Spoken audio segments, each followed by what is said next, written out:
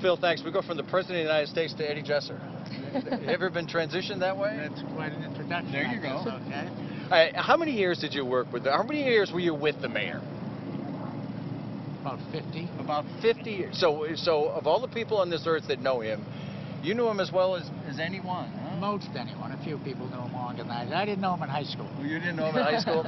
I know you've suffered a loss from a dear friend, but what's the most fond thing you remember of him?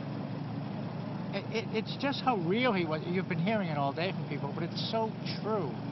He talked to people the same way. He talked to people. He could talk. I would just send you. He would talk to a 7-year-old kid, and he'd talk to him, and all of a sudden, the 7-year-old would be in a conversation. I couldn't get a 7-year-old. I wouldn't know what to say to a 7-year-old. And I recall one incident. It was at his house, and I was in the other room, and I came back in, and he was on the phone. He's talking to somebody, and he said, "No, I don't think you want to do that. No, that would be a mistake." Well, if you want to. And he said, "Look, when you're in my city, I'll do whatever you want. But I don't think that would work." Okay. Thank you, Mr. President. And he hangs up, and I said, "Who was that?" He said, "It was Bill Clinton. It was President Clinton." And I said, "Oh," and I'm like,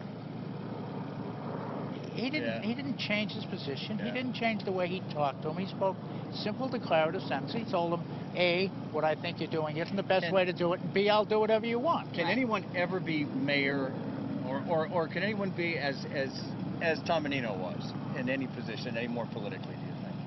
Well, it was funny. I knew him first, of course, always in politics. Joe Timmelty. We all worked for Joe Timmelty. He ran Joe's campaign, and I was Joe's press secretary. Yeah. So we were all politics then, and he was politics when he first got elected, and then he stopped being politics because he owned his council seat, and he didn't have to do politics. And politics was also governing, and he was just out talking to people, hearing what they said. And I wasn't stunned when I found out over half the people had spoken to him, and that's what he did all day, every day. And that's how he learned. He would talk with Tubby Harrison, the genius, who's gone now, but he was his pollster. And they would come to the same conclusion from totally different points of view. A Harvard Law pollster and Tommy Menino, who went to St. Thomas and then went to, 20 years later, went to college. And which is a whole different thing in and of itself. Who's that age has already succeeded and decided to go to college? Well, you knew him for 50 years, and we've talked so much about his political life, which dominated so much of his life, but personally, what was he like as a friend to you? Well, to me, my wife just pointed out to me, the suit I'm wearing, he bought it for me. He would call me on the phone and say, "I'm down here, this is a hot chocolate mark, they're good suits apparently, I don't know anything about clothes." And he said, "This is a good suit, I got it at the cost and such and such, do you want it?" And of course, I'd say sometimes, and I don't think so. He said, "What Connie does, so you're getting it," and then you hang up. And I'd have a suit all of a sudden, and he had exquisite taste in clothes and food.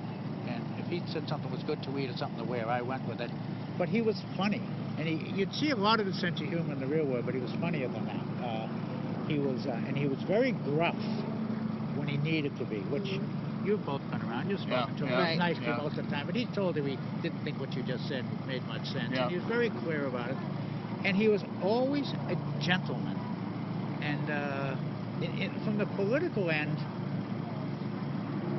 the second most powerful group in support for him in all polls was the black community. The first one was the Italian community, no surprise. Because he went in there and did everything that all the other people had said they would do. And he didn't chirp about it. He was just in there. If you ever went into the black community, you found out he knew everybody. He wasn't being introduced to anybody. And they knew him, and like every place else, they loved him. And they knew instinctively that he wasn't full of it, that he was real. Eddie, great to see you. Okay, good to see you. Sorry for your loss as a friend. Thank you, I appreciate it. Thank you for taking time to spend with us.